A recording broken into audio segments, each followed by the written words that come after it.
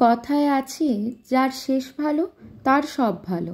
তাই বছরের শেষটা ভালো মনে বিদায় দেওয়ার জন্য দুদিনের ছুটিতে আমরা গিয়েছিলাম ঘাটশিলা বেড়াতে। প্রথম দিন আমরা গিয়েছিলাম সিদ্ধেশ্বর মন্দির, কালুডি ড্যাম আর রঙ্কিনী দেবীর মন্দির। রঙ্কিনী দেবী এখানকার খুবই জাগ্রত দেবী। দুপুরবেলায় ঘাটশিলা পৌঁছে হোটেলে স্নান খাওয়া দাওয়া সেরে আমরা রওনা দিলাম সিদ্ধেশ্বর মন্দিরের উদ্দেশ্যে। পাহাড়ের একেবারে চূড়াতে অবস্থিত এই মন্দির।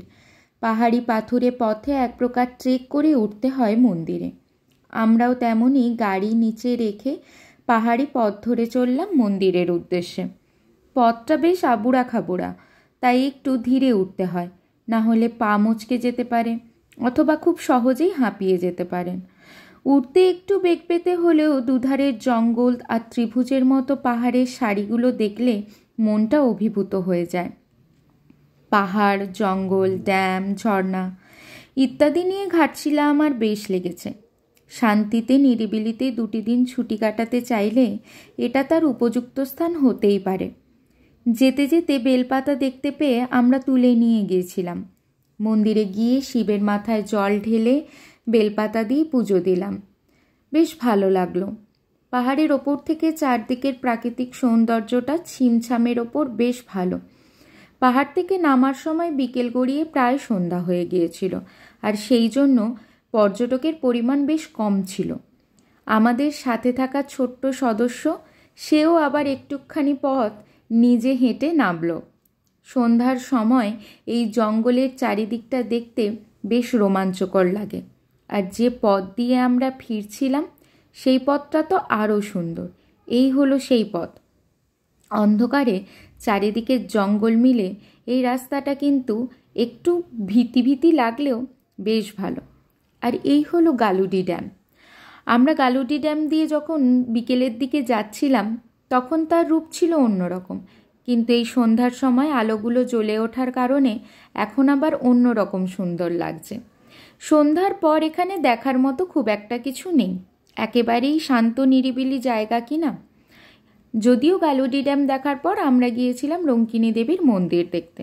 সেখানে আমার ভিডিও করা হয়নি ঠিকই, কিন্তু রঙ্কিনী দেবীর মন্দির দেখেও আমাদের ভালো লেগেছে।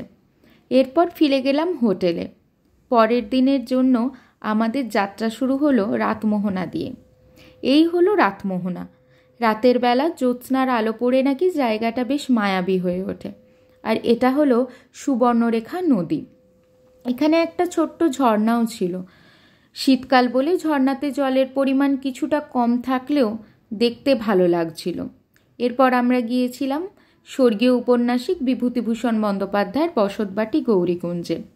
আমি বাংলা সাহিত্যের ছাত্রী হওয়ায় এই জায়গাটা আমার বেশ ভালো লেগেছে। অপুর পাঠশালা, কালজয়ী উপন্যাস, পথের পাঁচালীর এই ছবিখানা, আর সেই বিভূতিভূষণ বন্দ্যোপাধ্যায় সময়কার আম গাছের গুড়ি, সব মিলে জায়গাটা বেশ নস্টালজিক লাগছিল। এরপর আমরা গেলাম ধারাগিরি জলপ্রপাত দেখতে। জঙ্গলের মধ্যে দিয়ে পাথুরে কিঞ্চিত দুর্গম পথ পেরিয়ে প্রায় 400 মিটার মতো এগোলেই দেখা মিলবে এই জলপ্রপাতটি। জঙ্গলের পথে হারিয়ে যাতে না যায় তাই স্থানীয় আদিবাসী বাচ্চারা পথ দেখানোর জন্য রয়েছে। সামান্য কিছু অর্থের বিনিময়ে ওরা নিয়ে যায়। এই দেখুন, এই মেয়েটি হলো দীপালি, আমাদের পথ নির্দেশক। এই সময় ভিড়টা একটু বেশিই ছিল। গাছপালা এমনভাবে চারিদিক থেকে মাথার ওপর চাঁদোয়া তৈরি করেছে যে দিনমানেই সন্ধ্যা নেমে এসেছে। জলের ধারা কিছুটা ক্ষীণ হলেও সৌন্দর্য কিন্তু মোটেই কম নয়। এরপর আমরা গিয়েছিলাম বুরুডি লেকে, আর এখানে গিয়ে খেয়েছিলাম আদিবাসীদের হাতে তৈরি দেশি মুরগির ঝোল। আমি প্রথমবার খেলাম, বিশ্বাস করুন এর স্বাদ মুখে লেগে থাকবে। আমাদের ট্রিপের শেষ দিন আমরা গিয়েছিলাম চান্ডিল ড্যাম, ডিমনা লেক, আর ওখান থেকে আমরা গিয়েছিলাম টাটা। সেখানে দেখলাম জুবিলি পার্ক, বেশ সুন্দর আর বড় এই পার্কটা। তারপর দেখলাম টাটা মেমোরিয়াল মিউজিয়াম, আর সেখান থেকে সোজা টাটানগর স্টেশনে গিয়ে উঠলাম আমাদের বাড়ি ফেরার বাহন বন্দে ভারতে। 3 দিন 2 রাতের এই ট্রিপটা আমাদের একটা সুন্দর স্মৃতি তৈরি করে দিল। ওই যে কথায় আছে না, হাওয়া বদল আরও আরামদায়ক হয়ে ওঠে যথাযথ সঙ্গী পেলে। আমাদের সাথে ঠিক তেমনটাই হয়েছে। আমরা যারা একসাথে গিয়েছিলাম বেড়াতে, আমাদের মনের মিল আর জায়গা দুটোই সুন্দর।